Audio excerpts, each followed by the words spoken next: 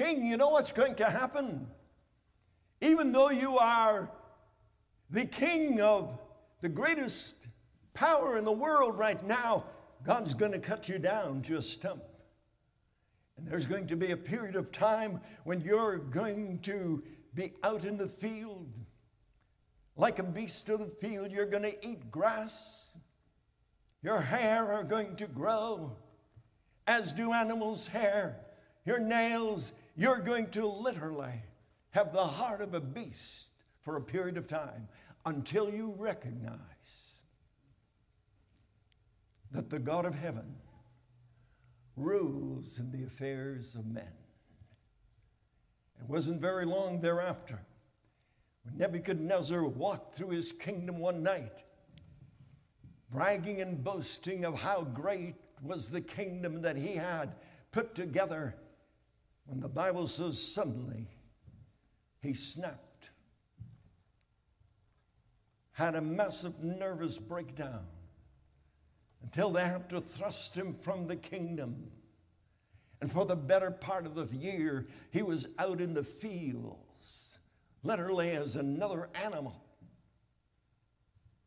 eating as did animals, living as did animals, until one day he awoke to the realization that the God of heaven rules in the affairs of men.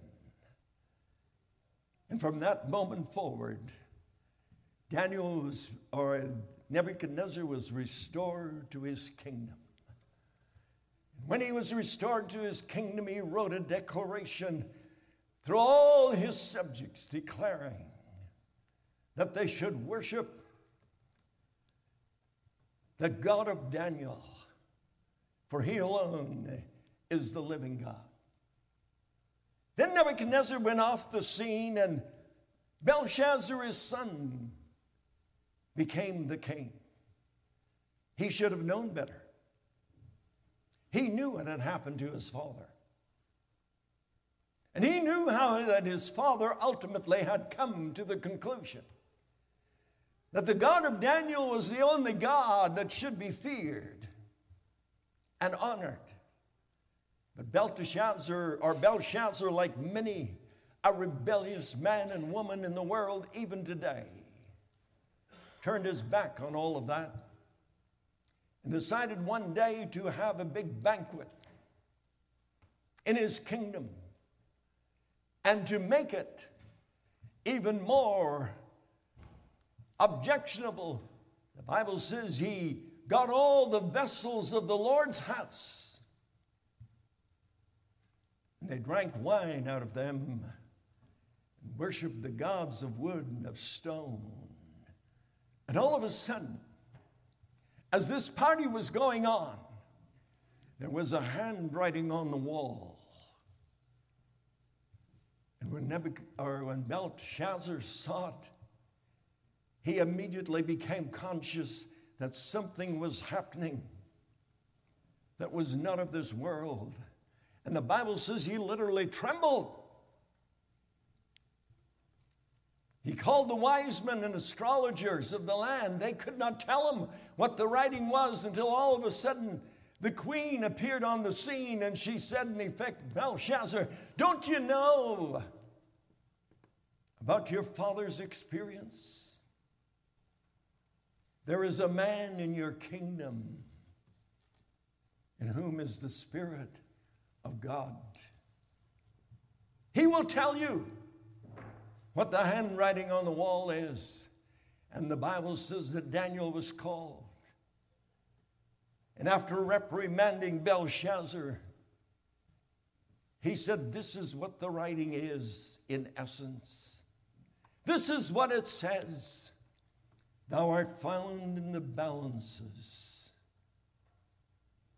and art found wanting. And that very night, Belshazzar's kingdom fell to the Medes and the Persians. And to the throne came Darius the Mede.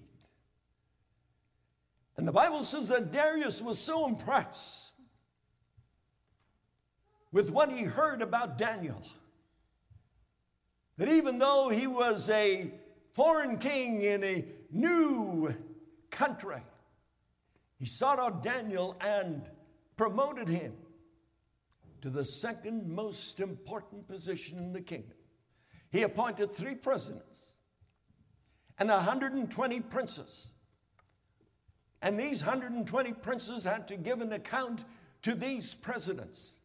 And the 2 presidents under Daniel had to give an account to Daniel. In other words, Daniel was promoted as the second most powerful king or powerful man in the kingdom. Now, this didn't go down very well with the other presidents and princesses, because you see, they were Babylonians.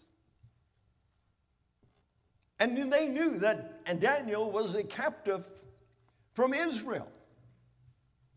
And here was this captive from Israel, not only serving in the government of Babylon and the Medes and the Persians, but here he has been appointed the second most powerful man in the kingdom. And jealousy began to take hold. And the Bible says they began, that is, these other princes and presidents began to seek to find fault in him. And although they sought diligently to find fault in him, the Bible says they could find nothing. So diligent and so faithful was Daniel in the execution of his responsibilities that there was absolutely nothing they could point to and accuse him of in the way of wrongdoing. So finally they decided there's only one way we can get to Daniel, and that is concerning the God he serves. So let's get together. Let's go and talk to King Darius. He's new around here. He doesn't know a whole lot about the ins and outs of what's going on in Babylon. And let's flatter Darius. Let's tell him what a wonderful king he is. And then let's tell him to make a statue, that for 30 days, no one in the kingdom should ask anything of any god or man except Darius. We do silly things when we're flattered, don't we? And Darius foolishly agreed to this. Moreover, these men said to Darius, not only do we want you to make a statute to this effect, but we want you to make a decree according to the Medes and the Persians, that it cannot be changed by anyone. You see, the Medes and the Persians had a practice whereby a decree could be established that was so firm and so solid that not even the king himself could change it once it was signed. And this they got Darius to sign. And it wasn't very long after that they came, or that Darius became aware of the fact that Daniel served the true God of heaven. And I like what the Bible has to say in verse 10 of chapter 6. It says, when Daniel knew the writing, you see, the writing was to this effect, that if anyone were to ask anything of any other person or any other god for 30 days, except Darius, that they would be cast into the lion's den. Put yourself in that picture. What would you do? Well, the Bible tells us that Daniel when he knew that the writing had taken place, when he knew that this degree, according to the Medes and the Persians, had been established, he went into his house, and his windows